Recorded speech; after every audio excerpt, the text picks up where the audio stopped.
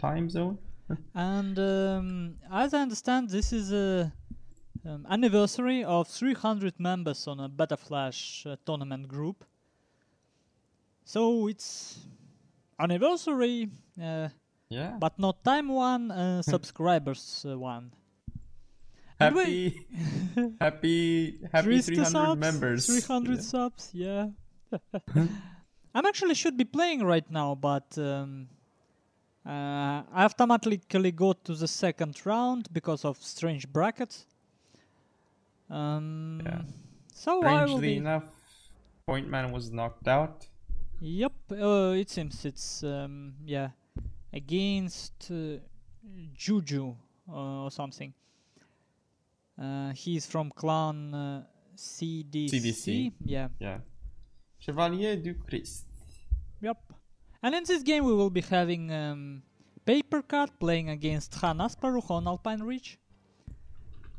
Dodgers we have Sword Dojo and Shrine. Well, and I know this isn't cool, but I can't help but remember how my only one against Duck was on this exact map. My first and only. Well, it was interesting game. And the thing with this map is it's probably the only map with the ridge in the middle that is not very good for melee rush. Because usually if map have some sort of a ridge in the middle, we say that this is a melee rush map, you should bring melee units because you can close up and go over the ridge and he cannot shoot at you. But here it's not the case. You can still bring melee units, but you don't have to go over the ridge. Yeah. You just keep them behind the ridge. The problem with Alpine Ridge is if you melee units cross the ridge, they still not get to opponent's line. He can still kite with them because terrain is relatively flat. There is a lot of water paths to kinda slow down melee units. And more importantly, dodgers are not on the ridge, they are on the sides of the ridge.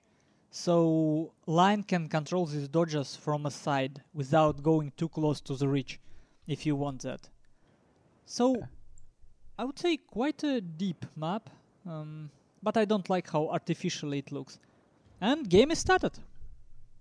So I shall go over the build of AVA PapercutAsassin. He's got a Bushido gun general, pretty standard. Then on his left flank, Yariki rank 1, supported by United States Marines, obviously rank 5 with increased range. Then Spear Levy vanilla, rank 1 Black Tortoise in the center, and another rank 1 Black Tortoise. As for his right flank, he's got a Yariki vanilla over there, Imperial Guard Cav vanilla, Royal Marines 150 range, 150 range White Bears Kia Thai vanilla, interestingly enough. Yeah, and the Spear Levy, and that is about it. So interesting choice to bring Kia Thai. Yeah, maybe look, they have 42 reload. He have some sort of elite line reload retainer, or maybe some point in a gun tree. Kihitai have reload bonus despite no archery dodger being on a actually map. Yeah, he must have the gun bonus or whatever, because actually I think he's got more points in gun than one would usually use with Bushido gun. Yeah. Okay, now let's take a look what Han Asparukh brought. He have at least 3 Yariki level 3. He have Red Beers near Sword Dodger, which he already controlling. Now in the middle he have 1, 2, 3... 2 Red Beers, 3 White Beers, 2 Spear Levies. His general is Bushido Gen with gun enabled. United States Marines, Red Bears, and another Spear Levy. So probably he's hiding something in the forest. Maybe one more cavalry unit. No. It's on uncapping the shrine. Another Yariki level 3. So he have 3 Yariki level 3, and they all have 2 attack upgrades and 1 defense upgrade. Now Papercut tries to somehow skirmish with his Imperial Guard cavalry, but he doesn't have enough range. And let's see, from the beginning Papercut went put a lot of forces near Shrine, while Han Asparukh from the beginning went for the middle. And as you can see, it pays off for Han Asparukh, because by pressuring the middle, he forced Papercut to move a bit away from Shrine, which Han Asparukh got. Yeah, but Khan Asparukh has been probably a bit too overeager with his Zaript on that side. And there we go, he's gonna pull him back. Yeah, and I think the problem here for Papercut, he don't really have enough cavalry force to seize map control from Han Asparukh. That's maybe the main problem. Han Asparukh has bigger numbers, and Papercut have more quality in line, and one shooting cavalry, which he cannot shoot. Look how many time this Imperial Guard cavalry of Papercut wasted here on his right flank, where it has no chance to shoot at Han Asparukh at all. It's too easy to defend. Personally, I like what Han Asparukh does more at the moment. Well, he's going to have... He obviously has tight control over the Sword Dojo, but the Shrine is what he still has to contest. Yeah, but I think the problem is this. Oh, I don't know why Han Asparukh tries to get closer in the middle, because I believe that Han Asparukh should just push his right flank, which he does. Because now he's gonna engage into a cavalry battle while rushing up his infantry, I think. Yeah, and look at this. Cavalry of Papercut will not get any support from his line. If fight starts, but no, it's not starting. So yeah, interestingly enough, Han Asparukh have stronger build, because you know these 150s are, well, not a stronger build, but builds that allowed him to take map control. Sort of. Some shooting going on near Shrine now. Like Papercut's finally might get some good usage out of his Imperial Guard cavalry on the left flank. He might be able to skirmish a little bit with the Yariki. He's trying to skirmish with his Marines, but Khan is pulling back, and he's losing his spear levy by the Shrine, which is for nothing. And interestingly enough, his Whitebeards are not shooting. I mean, how can they not have a line of sight here? Yeah, that's quite strange. Yeah, now they get some shots on them. So interesting. And clearly Papercut doesn't have enough time to micro his Imperial Guard cavalry. It's really difficult, because he have to react to all these small line movements of Han Asparukh. So he doesn't have much time to micro his Imperial Guard cavalry, which now have a nice position to get flanking shots of Redbeards, but not at the cavalry. Will he be able to disengage? Maybe, yeah. Maybe he will. But he will awful have position. Enough. But now he's just gonna get taken out by. Look at his center. Like his units in the center, White Bear 150 and Royal Marines 150 are so out of position. Yeah. He didn't keep the forest. To be honest, his Marines still 150 men alive, so they're in a good shape. But the other ones.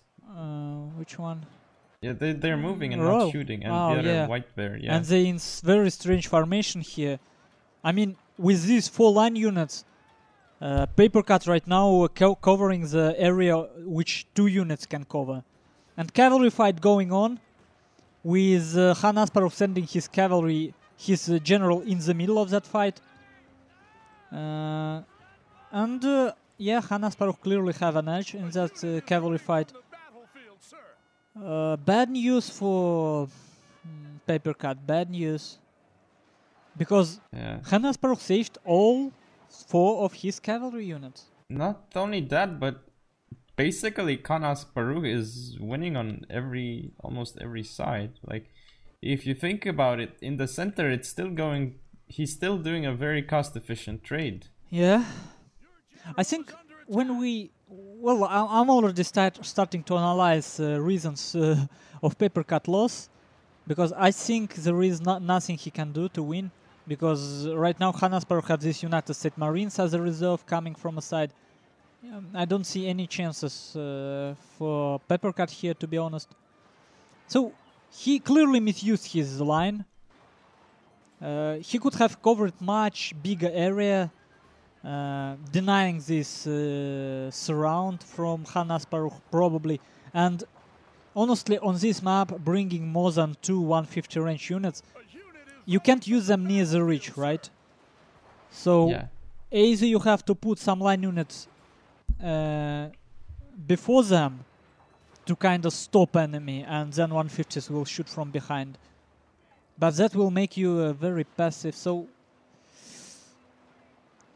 maybe using his Imperial Guard cavalry more aggressively on his left flank.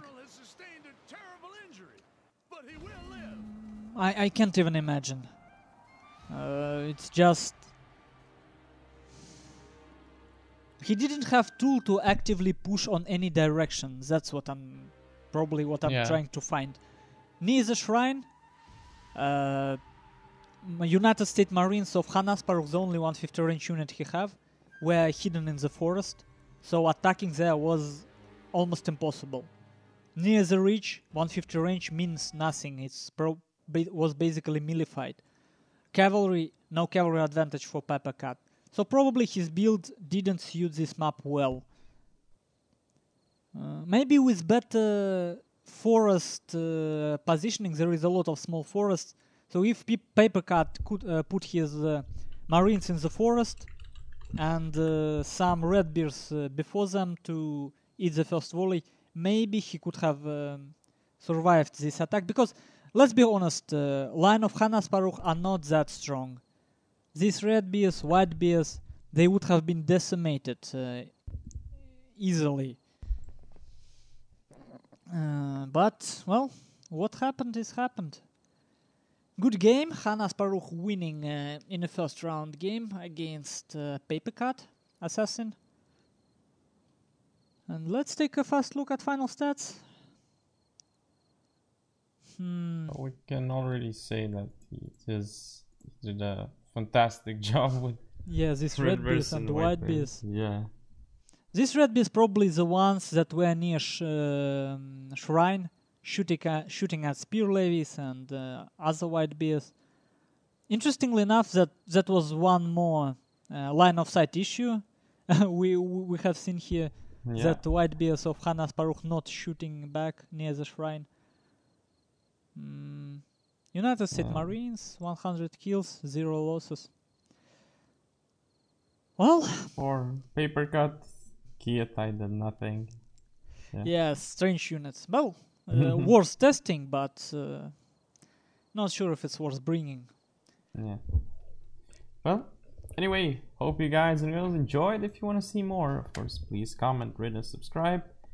And a new addition to my outro. Follow me on Facebook and on Twitter if you want to connect with me more. Yep. So, follow. Yep, see you next time.